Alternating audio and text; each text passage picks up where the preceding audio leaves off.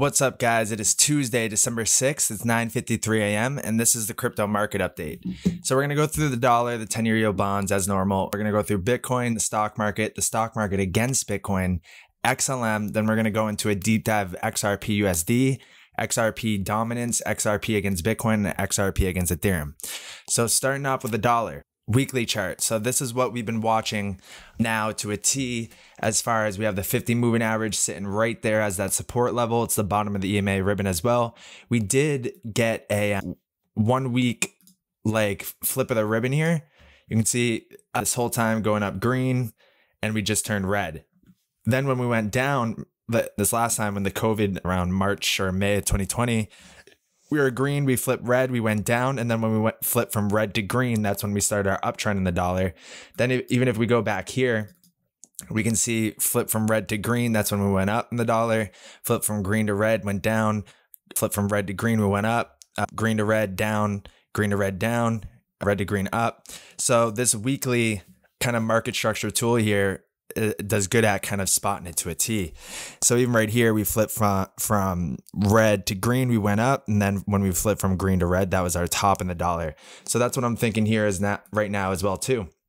And then on the 2 week chart, if we can keep this momentum down here, we already got the 2 week sell now, just like back here at all the tops for the dollar. But we just want to see now for confirmation, the flip from that green to red, just like back here, we went from red to green, we went up. So very close to that moment. So what I'm watching on the weekly chart is for us to break down through that 104 level. If we can do that and have that momentum keep coming down, it's going to be beautiful. For the upside, if we do bounce higher here, I want to see us get rejected by that 108, which is the middle line of the void lines. It's kind of like the Bollinger Bands.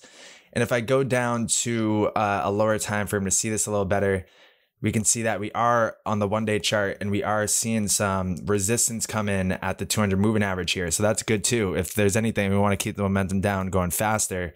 This is where we want to get rejected right now. And you can see we have this trend line coming down like that, coinciding with that point too. So either we get rejected around 105.75 to 106.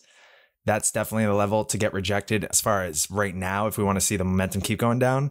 But if we do pop through, then I'd like to see us get rejected at 109, that area right there. We saw a rejection there, rejection, we got above, and then ultimately we came down below. We haven't retested yet. So we could definitely do that. So let's go into the bond yields. So I'm on the 2 week chart. And yeah, so the level that we want to break down from is right here. If we can do that, that would be solid because we saw our support coming in right there and then we kept going up, saw support, kept going up. So we'd want to break down below that and ultimately we'd want to break down below 3.22, 3.24 around there, because that's where we're tracking as far as this horizontal line back here. And let me actually clean up the screen. Yeah, there we go. So we were tracking that and I'm going to change the color of this to like a yellow so we can see it better.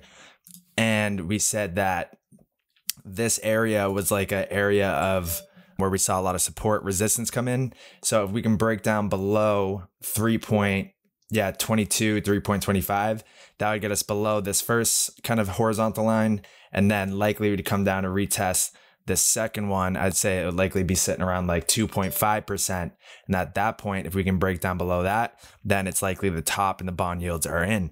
And we'll see a flip from green to red. Just like back here, we saw a flip from red to green. We started going up. Flip from green to red, we started going down. So as soon as on the 2 week chart, we see that flip from green to red, we know the direction for bond yields is ultimately and set in stone going down. For now, though, we're still holding that support. Dollar looks worse than the bond yields, but yeah, so that's what we're watching for there. So Bitcoin, $17,000 right now. And let me go to the daily chart. All right, so we're on the daily chart right now. I'm actually going to go to the 3 day chart. Yeah, so I'm on the 3 day chart. And we actually are developing a screener right now. So in the top right, you can see that Ethereum, XRP, Cardano, Matic. So I'm able to look at just one chart and be able to see what are these other signals that are flashing as far as the Stargate signals for other tickers. So I'm on Bitcoin. Yeah, Bitcoin prepare to buy soon, 8 bars ago. So I'm on the 3 day chart. So where we're at, right now, 8 bars ago. So it hits it to a T. So it's letting us know a holistic view of what the whole other market is, or whatever symbols you want to put in here while looking at one chart. So we're going to have 40 tickers you're going to be able to analyze with the Stargate signal all at the same time. So we're going to keep on developing softwares and tools to put us ahead of the game. And yeah, so this is a little test run of that right now. It should be released in like a week from now. So right now we're seeing the prepare to buy soons for mostly all these, besides Matic already flashed a buy now, but that was 55 bars ago. So that was a bit ago. So let's take a look at where we're sitting for Bitcoin. Right now, we do have the 3-day prepare to buy soon. Usually when we flash the buy now there, it means that, all right, we're going to keep going sideways. But for now, if we don't get that buy now signal yet, we could ultimately keep going lower. So how are we going to get that buy signal? We need to see the TSI cross up, then we'll get it, because we already have the stock RSI cross, and we're very close to the TSI cross here in the MACD. So we need to see that happen in the next 2 days here. So let's go down to a lower time frame and see where we're at. I'm on the 12-hour chart. We do see a 12-hour prepare to buy soon. Okay, so what I want to see is us find support on this trend line like this, as well as if I put the Fibonacci retracement, say that was our top there. If we do pull down, I want to see us hold 16,300. Absolutely. That's our new level to hold as support. It was back here around 15,500, but now it's 16,300 we need to hold. And you can see that that's a key level too. A lot of bodies right here. And whenever we kind of go below it, we immediately shoot above it. So that's where I want to see us hold.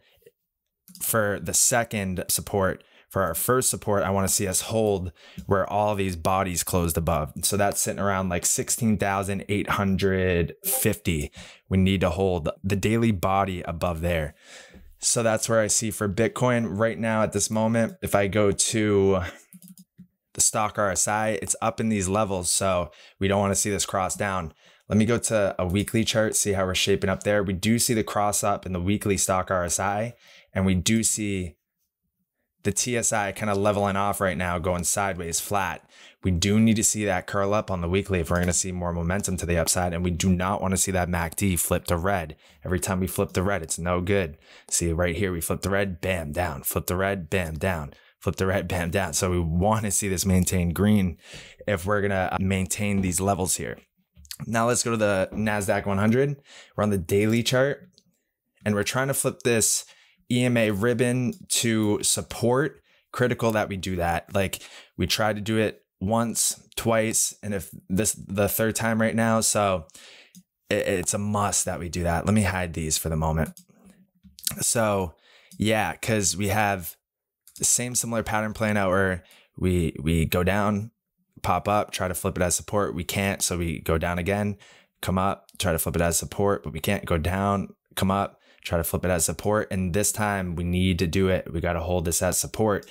If we come down here and we can't, we go lower, that's not good, because we're looking at the monthly chart and saying how big that was a level right here around 11,000. So if we were to go lower and retest 11,000, okay, that's fine, but we have to hold that as support and get an immediate buyback back up. If we do break it and we have momentum and we start breaking these lower lows, yeah, we could be doing something big like back here with the great financial crisis. So we got to be prepared for that. Set those levels. Let me put on an action alert around 11,000, such a key level. All right, so now let's go to the NASDAQ versus Bitcoin. And we're looking at this correlation here, and we do see that the NASDAQ is pulling down against Bitcoin. So we're looking at, I think it was the weekly or 2-week chart. No, it was the weekly, because we've never gotten above this red line in all of crypto, or all of Bitcoin and the NASDAQ's history together. So since 2010, we've never been above this red, and we're pressing up against it. But right now we are seeing a rejection. So I'd like to see this pull back down. And if we can break below this trend line, then it's likely crypto has bottomed and we're heading up into a bull market. Because every single time we have went into a bear market, we've seen like a upwards kind of trend versus for the stocks against Bitcoin. And then as soon as we break it, Bitcoin goes on a huge run, and then we go into our bear market again, right? Then we break it. Bitcoin had a huge run here, but then we went sideways again. And that was like our March 2020 kind of moment. and then we broke it, and then we went on our huge run. So we're doing the same thing. So we have a competitive edge as far as knowing when Bitcoin's really about to go by looking at this correlation between the NAS 100 versus Bitcoin. A lot of people aren't doing this, but it puts us ahead of the game. So now let's dive into XLM. So we're on the daily chart for XLM. And in the short term, it's good that we're flipping from red to green here, because red to green, we flip, usually come back down, we retest it. Then when we flip from green to red, we do go down, green to red, we do go down, red to green, we go up. So it's good that we see this green poking through right now, but we definitely need to hold, if we do that retracement there, 0.0844 as support. These lows where these bodies closed right there, we need to hold that as support. You can see the void line sitting right there too. We could wick down and go to 0.0789, but like we can't close below here, or we're going to be going down more for XLM. And then we do have the weekly market structure kind of band right there as well too. So that's that level we need to hold, or we will go lower in XLM, and we could see us head down to 0.077, 0.07, and even down to 6 cents we could see. So let me actually put a bigger Fibonacci retracement on here. So from the COVID crash low all the way to this bull market high, stretch it out. And this is what we're seeing for as far as levels in the macro timeframes. We have 0.074, and then we have our last stand as far as the Fibonacci retracements at 0.055. So if we can't hold those levels I just mentioned before going on the weekly chart, then it's likely these are our last stands as far as support. And it's likely we're going to find it. I mean, like Stellar's not going to go away. We've seen so many things about Stellar. So that's why the risk to selling out right now is so much greater than the upside, because like 35% down versus if we went up, like, back to where we're at, like 7x, so even back up to these highs back here that we set not too long ago in October, it's 50% up versus a max probably of 36% down. So to sell everything out right now and hope for it to go down to those levels is more risky than just kind of holding on tight and then just adding more at these levels if we do go down to there. But we need to just see, but be prepared for it if we don't hold these levels that I just said before going on the weekly chart. Now, if we go to XRP, I'm going to go to the 12-hour chart, and we're on the regular candles right now, and we can see that. Actually, I'm going to go to like a 4 hours so we can see a little bit closer what happened yesterday. We have this low here. We went up to this high. We came back down. We found some support on the 786 retracement at 0.3821. We did find that support right there multiple times during the day, and now we started to pop up. If we pull back down, we break this, it's likely we could come down to 0.3744, and then around 0.35 cents to 0.36 cents. To me, that's like must hold, because we're looking at like these levels back here, and like if we want to see immediate back up to here to retest this trend line that's been going for a year and a half now, we want to see those levels hold. And that's exactly where this market structure ribbon is, around 36 cents. And then the bottom of the void line is at 35.3, right where the extension of if we broke 0.382 is at. So that's our lines in the sand right there. We need to hold 0.353 to 0.36 or 0.37 if we want to see immediate upside. If we do break those levels, it's likely we're going to retest these lows back here around 32 cents. So we got to keep that on our radar, 32 to 33 cents. And those are must holds. We got to hold those levels. To the upside, we need to break above. So this high down to this low, we stretch it out. We got to break above 46 cents. Right there. And that's going to coincide with this high to this low, retracement back up. We break above the 786 to go and target the extensions, as well as this trend line that's been forming all the way back since like May of 2021 back here, resistance. So like that's what we need to see. To the downside, we just saw those levels. To the upside, we saw those levels. Anything in between is just noise, and we're just ranging. So keep those on your radar. What I just said for the levels, write those down and watch them like a hawk. Set up some alerts or get in the Discord and follow the Stargate signals in real time. The link will be in the bio. So that's what I'm seeing for XRP to USD. For the levels, let's go to XRP dominance, because on the 6-day chart in the Discord, we did flash a sell signal, but it was XRP dominance against the whole dominance of the market. So let me put that on. So the 6-day chart here. So we did flash a sell now, but it looks like XRP caught up a little bit to dismiss that vertical yellow line. So for now, we're all right. But this is what we're talking about on the weekly chart. I believe we're looking at XRP and saying how we can't have this keep crossing down, because these other things that we're looking at, like the dominance, if we cross down on the USD chart on the weekly and the stock RSI for XRP, then it's likely the XRP dominance against others' dominance will cross down in here as well too. And we will see some relief as far as XRP goes. So that's why it's so important to watch this. Even like these kind of breakthroughs that we had back here in January 2015, when we went up a ton, when we had this flash of sell, we went down a ton. Then when we went up here in the March to April boom in 2017, we had our sell, we went down. You know, here back in January 2019, sell, it went down. So like critical to watch these. So right now we don't have the sell now. We just need to see some momentum to the upside. And we do need to hold on the weekly chart this EMA ribbon. So we have flipped in the first time in a while. So right here around 0.17% is a must hold. So that if we're going to see something from XRP, we got to see it soon here, basically. And maybe an announcement with the SEC lawsuit will get it out of this kind of ranging pattern here. But that's what we need to see. We need to see something soon as far as XRP goes. Let me go back to the regular dominance chart. I'm going to go to the 2-week chart. And on the 2-week chart, we are seeing a flip from red to green. During this whole time, there was some. So let me go to a 3-week chart to flatten and smooth that out.